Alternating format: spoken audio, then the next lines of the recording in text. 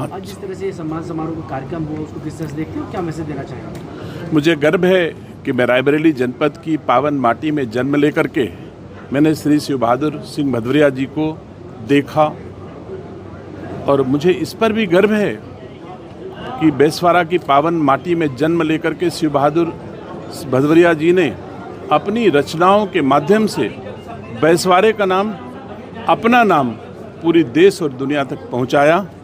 ऐसी सेवाओं के सम्मान के लिए आज यह काव्य लोक कार्यक्रम आयोजित हुआ।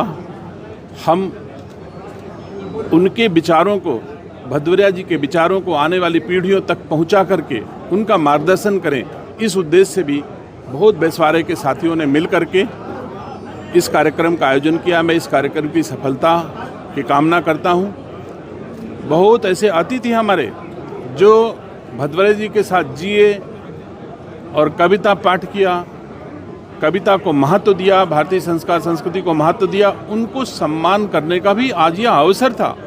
मुझे गर्व है इस मंच से फतेहपुर के लोगों की सेवाओं का सम्मान हुआ, उन्नाव के लोगों की सेवाओं का सम्मान हुआ। यहाँ तक कि भारत की राजधानी दिल्ली से भी लोग आए जिनका हम लोगों ने सम्मान किया और ये सम्मान कर पाना मेरे लिए गर्व की बात है।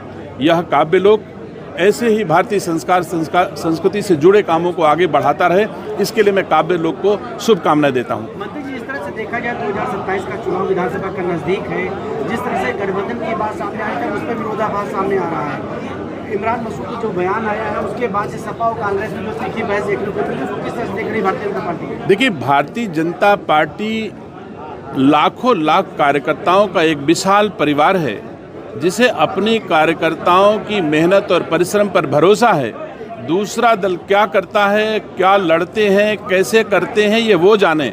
मैं जानता हूं भारतीय जनता पार्टी के कार्यकर्ताओं की मेहनत की बदौलत 2027 में भी भगवा लहराएगा, उत्तर प्रदेश में भारतीय जनता पार्टी की सरकार बनेगी। लग नहीं रहा कि दोनों जो सपा और कांग्रेस की जो है तीखी बहस के बीच जो है भारतीय जनता पार्टी दोनों हाथ में लड्डू है? मैं कह रहा हूं कि सपा और कांग्रेस की लड़ाई के कारण हमारे दोनों हाथ में लड्डू नहीं है, मेरे दोनों हाथ में लड्डू हैं भारतीय जनता पार्टी के कार्यकर्ताओं की मेहनत और परिश्रम की बदौलत। जिस तरह देखा जाए जनपद में जा रहे हैं, विधानसभाओं में जाके जो है बात रख रहे हैं अपने, उसके बाद उस पर देखा जा रहा है कि सपा की जो संलिप्तता सामने निकल के आ रही है, उसको किस तरह देख रहे हैं? देखिए, भारतीय संस्कार संस्कृति में संतों गुरुओं का सम्मान किया जाना ये हमारा धर्म है, ये हमारा कर्तव्य है। चाहे जो भारतीय संस्कार संस्कृति के संबंधन में जो भी संत गुरु हमारा मार्गदर्शन करेंगे, हम उनका सदैव सम्मान करते रहेंगे। उनका उद्देश्य क्या है वो जाने, मेरा उद्देश्य